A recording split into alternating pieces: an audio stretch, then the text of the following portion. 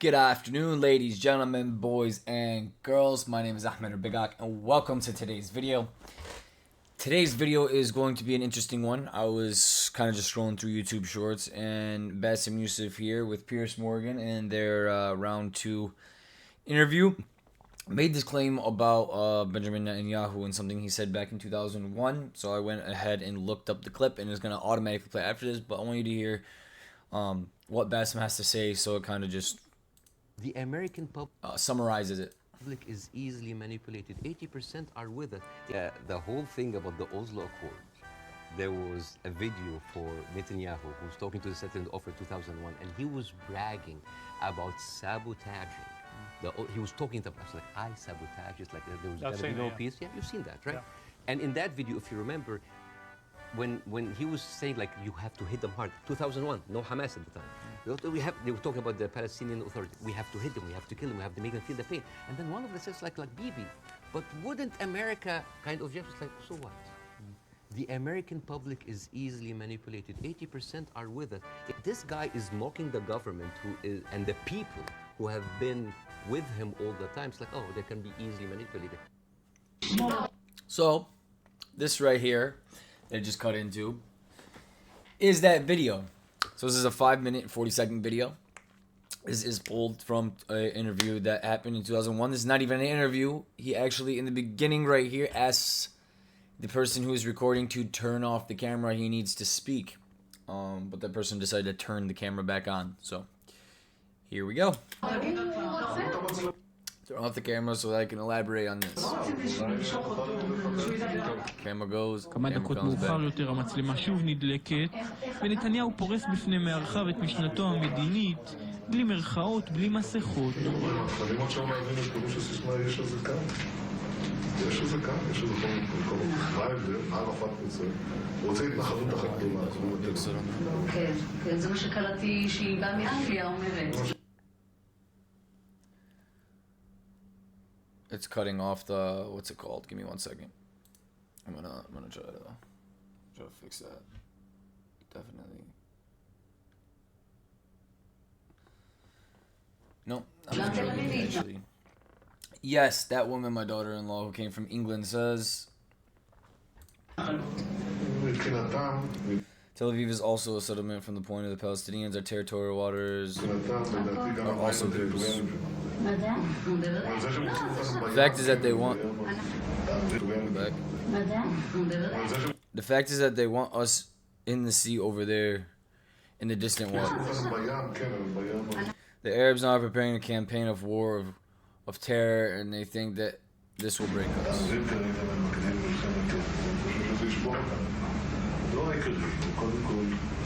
The thing is, hit them hard first and foremost. Not just one hit, but many painful. The price will be unbearable. The price is unbearable. Total assault on Palestinian Authority. To bring them to a state of panic that everything is collapsing. To bring them fear that everything will collapse. I'm sorry guys. When it's translating the Hebrew to English, it's kind of hard to keep up because, like, depending on the language you're speaking, you could really be speaking real fast, and it could be a whole lot of information in English, especially Semitic languages like Arabic, Hebrew, Aramaic. Like, when you hear someone speak Arabic or speak Hebrew, like, it's very hard to translate it, like, mouth to mouth, like, right there on the spot, because a lot of these Arabic words you need a whole sentence to explain this one word. So woman or us, but wait a minute, at this point the whole world will say, what are you, occupiers? Netanyahu. The world will say nothing. The world will say that we are defending ourselves. Okay. Aren't you afraid of the world, BIBI? Netanyahu, no. Especially now with America, I know what America is. America is a thing that can be easily move in the right direction. They, Americans, will not bother us. Let's suppose that they, Americans, will say something to us Israelis, so they say it, so what? 80% of the Americans support us. It's absurd, we have such great support there. And we say, what shall we do with this support? Look, The other administration, that of Clinton, was pro-Palestine in an extreme way. קיצוני. לא פחדתי בתמיד. I was not afraid to maneuver there. I did not fear confrontation with Clinton. I was not afraid to clash with the UN. As it is, I am paying the price for... What do you say? פחדתי להתעמת עם העולם. בלאו הכי את המחיר. As it is, I'm paying the price for the in the international arena. Yeah, you are, buddy. So I might as well receive something of equal value in exchange. But never mind that. We gave them things, and we can't take them back because they won't give them back to us. That's the child speaking to him. First of all, I don't know what can be taken back from Palestinians. And you're right, I don't know what can and cannot be taken back from the Palestinians. The woman says he has political opinions. Believe me, he's talking about the kid.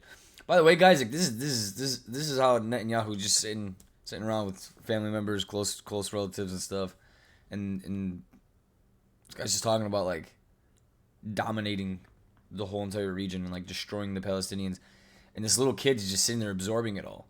Like this little kid grew up to be like a mini Hitler. יש לו דעות פוליטיות, תאמין לי. הוא אמר right. שרון. He had such things as Eric Sharon and told him that it's not a child's opinion. The Oslo Accords are a כשאני disaster. אמרתי לו, זה לא דעה של ילד, הסכמי אוסלו זה אסור. Yes, people need to know that. People need to know. יפה, אז חשבתי שהוא ראש הממשלה.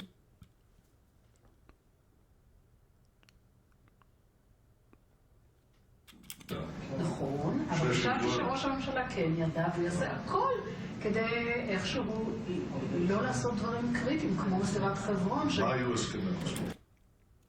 What are the Oslo Accords? The Oslo Accords, which is the sign I was asked before the elections. You act according to them, and I answered yes, subject to limiting the withdrawals. הסכמי אוסלו שהכנסת חתמה עליהם, שאלו אותי לפני הבחירות התקיים, אמרתי, בתנאי כפוף להדדיות וצמצום הנסיבות, אבל איך גם צמצם את הנסיבות? How do you limit the withdrawals? I interpret the accords in such a way that will enable me to stop this rush towards 67 borders. How do we do that? אני אתן פירוש להסכם שיאפשר לי להפסיק את הדהירה הזאת לקווי 67. איך עשינו את זה? הסכם אוסלו קבע בשעתו כי ישראל תמסור... The Oslo Accords started at the time that Israel would gradually hand over territories to the Palestinians in 3 different stages, unless the territories in question had settlements or military sites. This is where Netanyahu found a loophole. I'm sorry, guys. Like when I'm trying to read this, like it's hard for me to read it. There's some like really weird words in here that I don't read on a daily basis, and on top of that, the person who translated this or like the closed captions are not all the way accurate. Like if you look at some of the words, like there's like random hyphens and things in the middle of the words, and it's splitting the word and question marks in between 2 letters. It's kind of odd. But I do want to cover this. I want to, because it's important to hear what these people actually say when they're not on a stage speaking to millions of people. It's very important to know what their intent is, what they go to sleep at night and think in their head. You get what I'm saying? So tell us the loophole, Mr. Netanyahu, to handing over territories to the Palestinian people unless they're military sites. No one said what defined military sites. Defined military sites, I said, were security zones. As far as I'm concerned, the Jordan Valley is defined military site. So this guy's saying even the Jordan Valley, it's not safe. Not from me. It's all military site.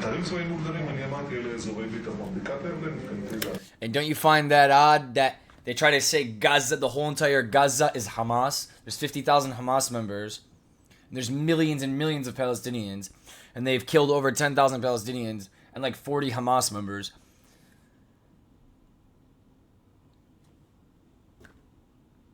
It's because Israel just deems the whole entire Gaza as a military site. So they just get to blow up whatever they want, kill whoever they want, destroy whatever they want. And I'm sure the West Bank is a military site too. That's why they got illegal settlements all over it.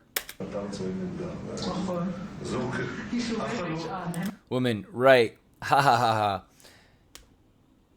The Beit Shi and settlements. The Beit Shi and Valley.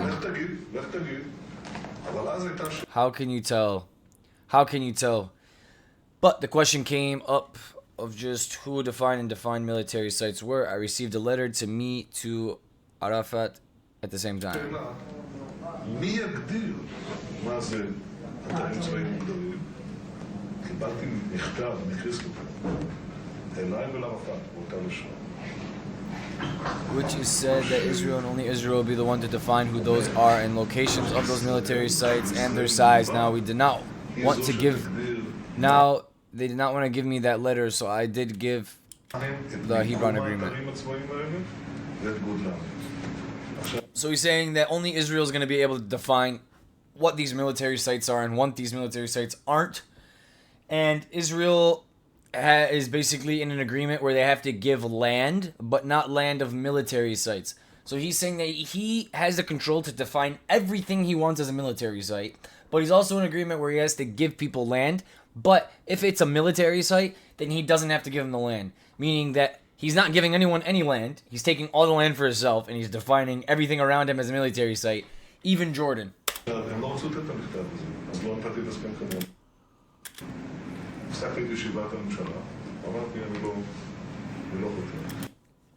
stopped the government meeting. I said, I'm not signing. Only when that letter came in the course of the meeting to me and Arafat, only then did I sign the Hebron agreement.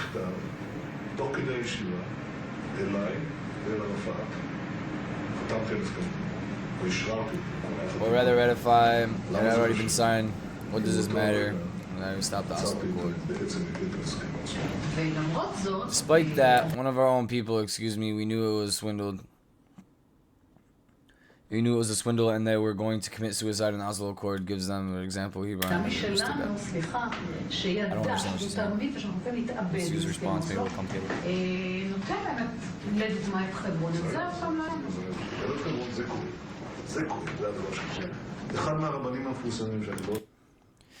Indeed, Hebron hurts. It hurts. The only thing that hurts, the only famous, one of the famous rabbis whom I very much respect, the rabbi of Eretz Yisrael, and said to me, "What would your father say?"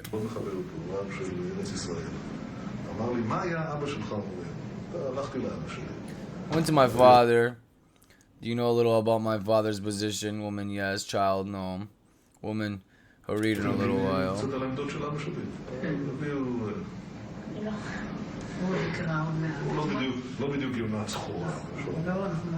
It's not exactly a little white though. So my father heard the question and said, "Tell the rabbi that your grandfather, Rabbi Netan Milaskowski, was a smart Jew." I'm not even gonna try to pronounce some of these names, to be honest with you.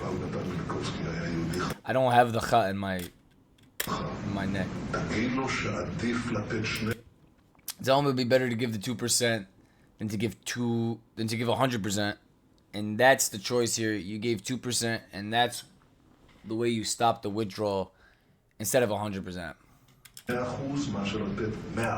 So he's saying that as long as they're taking land in chunks and giving land in chunks little by little, like by the 2%, he can continue controlling and seizing things.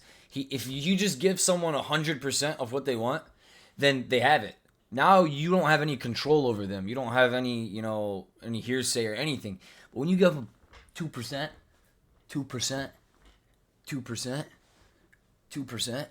and you're still holding the big chunk of it, you have all the control. You have all the power. So that's what he's saying right there.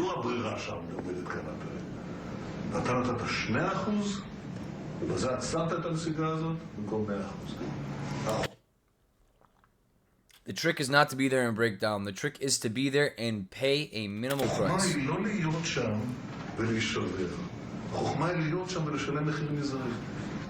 כראש ממשלה.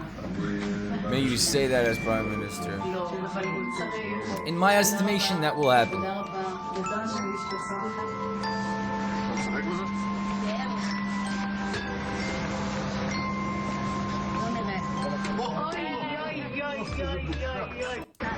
אין גבול לבושה. עכשיו מעט מבולבלים. Alright, guys. I'm so sorry if that was a hard watch. I wanted to get this information out. I wanted to show this guy's true image.